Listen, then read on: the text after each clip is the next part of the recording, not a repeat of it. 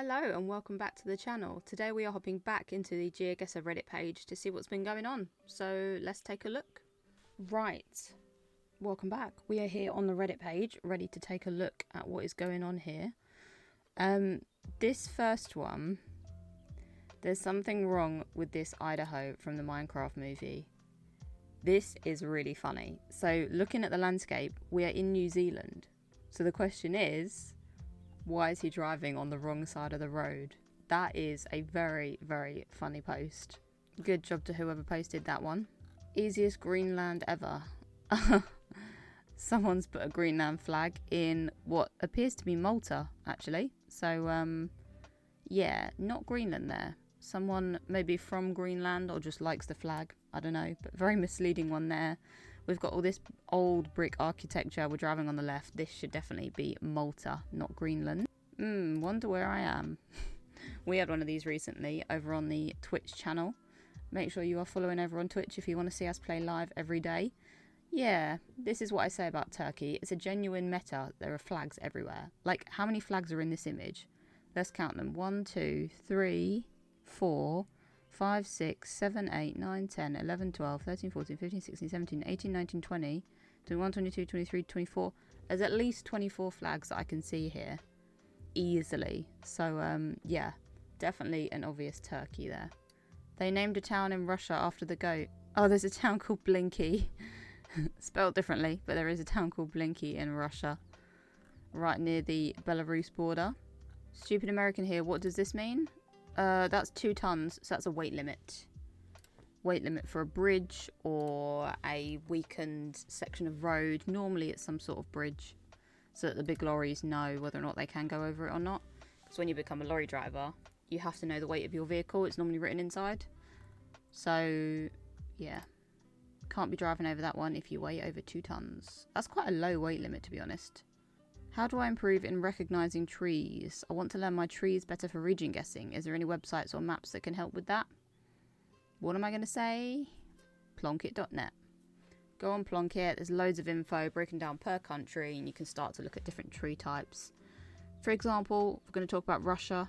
Half a country is covered in Siberian larches. You can head towards the eastern side if you've seen loads of Siberian larches. The deeper evergreen pine trees. They've got birch trees all around and loads of other trees as well. So yeah, definitely head on to plonkit.net. They have whole sections on landscapes and tree types. So check it out if you want to start to get an idea. Personal best never reached because I keep looking at cats. That's so me. That is literally me. Oh, get so distracted by any animals. Is getting North Korea rare? There is no official coverage in North Korea because they won't let the cameras in. Yes, I'd say either it's unofficial coverage or there's like 1 or 2 images in the center of Pyongyang. But yeah, very rare. This has to be cheating, right? Maybe I'm crazy or just upset I lost. But while watching the replays, this seems ridiculous. My username is Oliver M and theirs is whatever. It seems like they click on the map and then zoom in instead of the opposite and then just happen to get 5,000 points. Well, let's have a look, shall we? And see if we can tell. Let's see. Let me watch it again. He sees an image. I'm so confused. Wait. Has he already placed his marker? His marker just appears. Yeah, that's a cheat. That's some sort of script or a cheat there because there is no identifiable information here that would give you that for sure. Yes, you could get the area quite easily, but you would probably just go in the middle of Cano. You wouldn't place the marker and then it's already over the spot. It is possible that he's just clicked Cano, but the way that the map zooms in and the marker just sort of glitches and appears there, I would say that's a cheat. For sure. Needs reporting. There you go. Yeah, perfect example of a scripter. There you go. Are there any good maps to learn these rare countries and territories? They've put Falkland Islands, Egypt, Vanuatu, British Indian Ocean Territory. A lot of these actually don't have coverage. So they're very tiny. So the fact that... So some of these aren't covered. So there's a tiny bit of Trekka in Mali. There isn't any on the South Georgia or South Sandwich. Nepal has got like 1 section. Svalbard's got like 1 road. A little bit in Longyearbyen and that's it. British Indian Ocean Territory is not really covered. Vanuatu again, tiny bit. Egypt has a tiny bit in Cairo of Trekka, and the Falkland Islands hasn't got any coverage. So literally it's so minuscule. Either you can load up the Plunkett pages or just go on map making app and just look at them.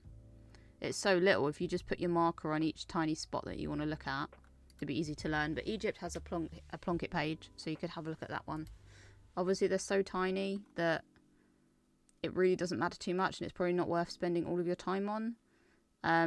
But yeah, you can go on the Vanuatu page, the Egypt page, and have a look at them on Plunkett. And if not, just use the map making app and then just drop in, have a look. A lot of them are quite unique, different cars and stuff, because they're so tiny. So yeah, it's not probably worth worrying too much about.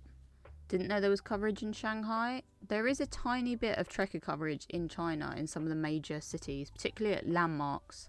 So again, check out Plunkett.net if you want to see where they all are. Why do people have to be over 18 to compete at Geoguessr? I mean, it's an adult tournament. It's very standard practice, I feel like, and, you know, safety of kids and stuff. It's all televised. You can't really have kids. Kind of makes sense. Help me understand round 6 of this game, please. On round 6, I encountered this Greece, where there's indeed a Mediterranean climate and tall wooden Greek poles. However, I see there is strictly English on every sign. I'm a peak 1005 ELO player. Could not figure this one out. Is this a common Greek thing? Playing against this very inconsistent player who's probably Googling everything, but besides the point. I feel you. A lot of players can be inconsistent and it can be frustrating. Let's have a look here. Is it round 6? I think it might be this one.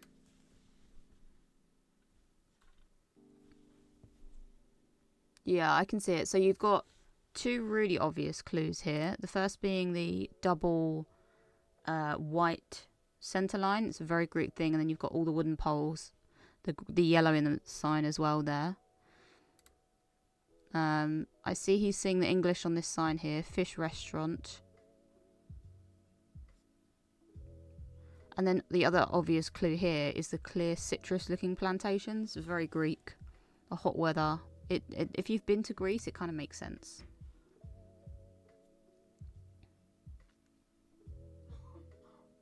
I don't know if we're watching the person who posted or the opponent, but I guess we'll find out. It's a kind of obvious climate if you know what you're looking at. I don't know if the opponent didn't guess or what the play was here. Let's try the other person. Aegean. I think that's a Greek company, so that might be a clue.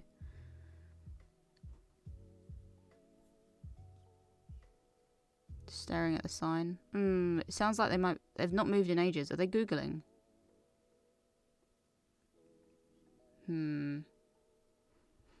That was a very weird long pause. I think Aegean might be a Greek petrol station company. You can see the sea, so you can use that compass direction. And they stopped again on the same sign. Have they guessed? They haven't opened the map yet, and there's 7 seconds left.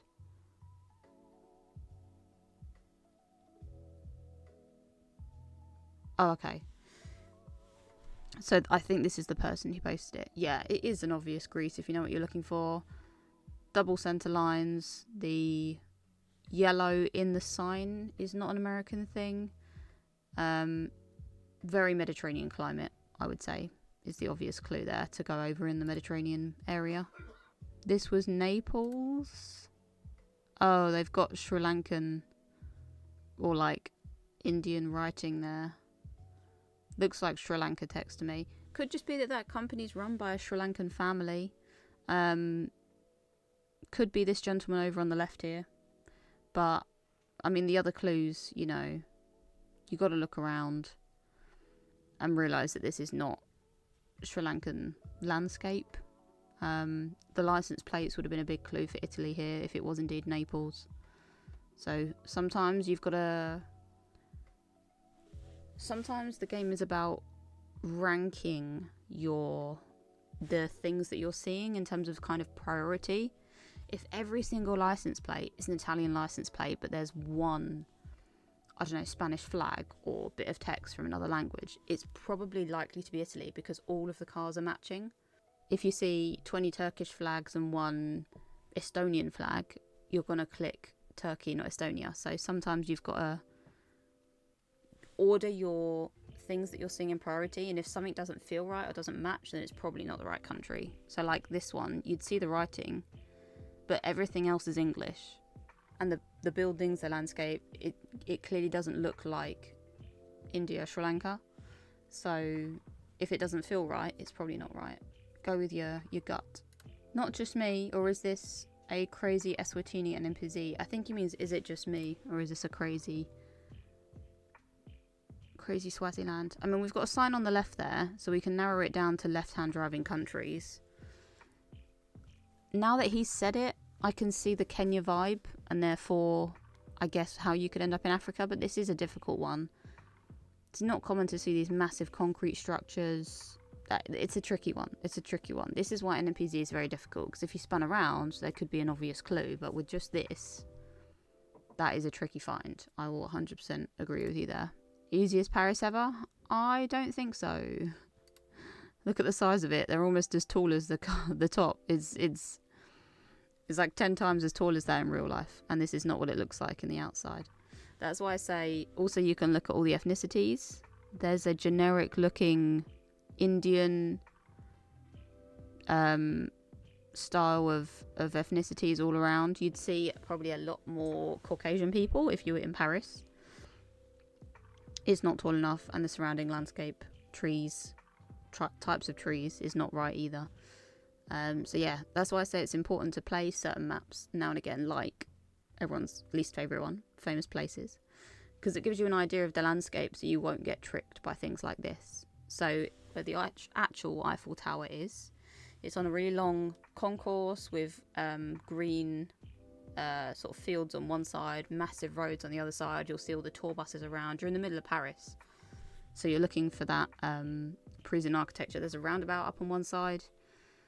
So yeah, not quite right, that one.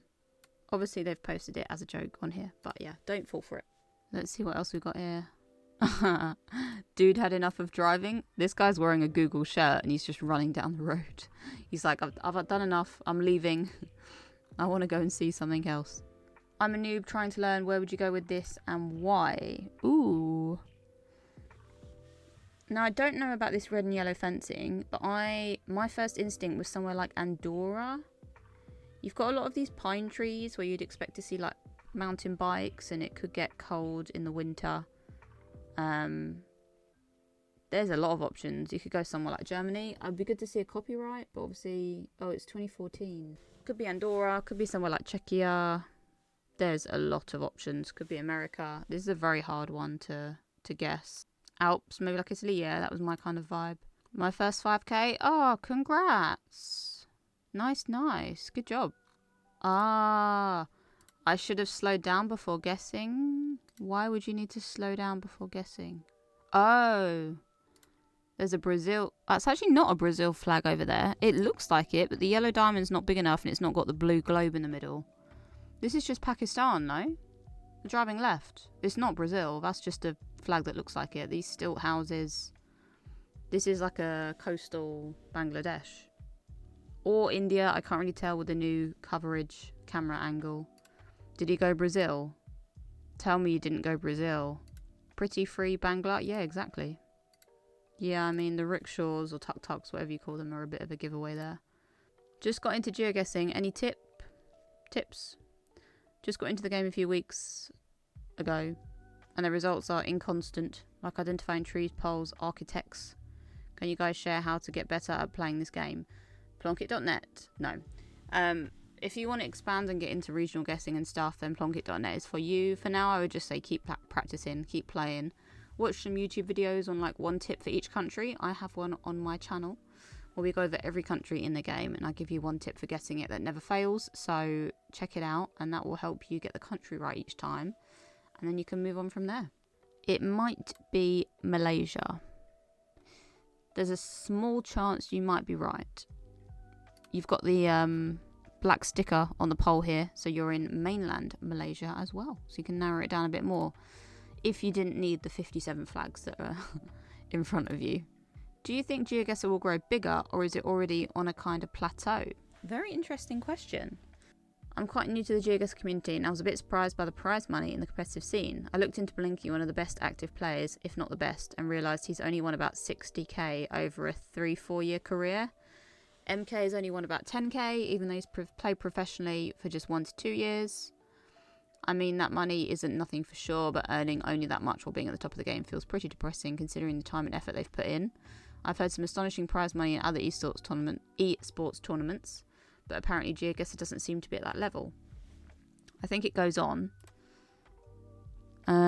Guys like Rainbow or Zigzag have turned their skills into success on YouTube, but most competitive Geoguessr players don't seem to find the same success there, especially compared to other games. Do you think Geoguessr will become more competitive and financially rewarding in the future? Or will it stay being one of the games just for fun, not worth pouring too much into? Let me hear your takes. I don't know much about Geoguessr or esports in general, so if I'm misunderstanding something, feel free to correct me. Interesting point, and I can absolutely understand your point.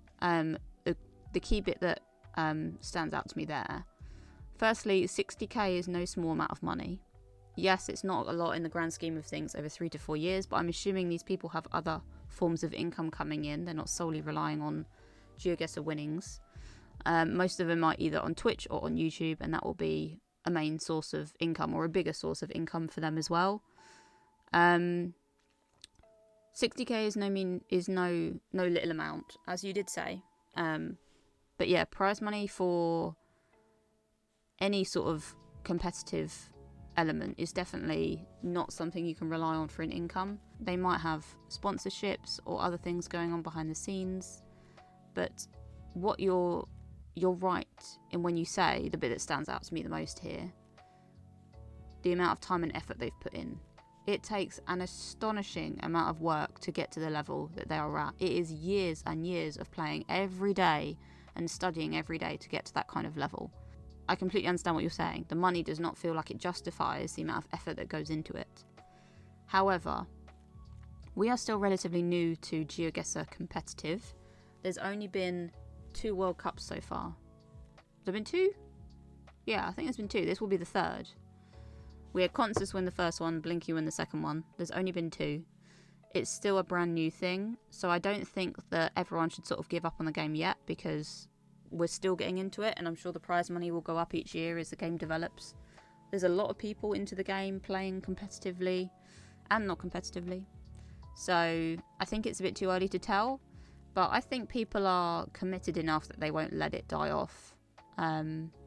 Especially as we don't know what's around the corner, you know. Geoguessr really took off when we got hit with the pandemic. People really got into it from all different areas of life. People that were stuck at home, people that were already Twitch streamers or YouTubers playing the game again for something to do.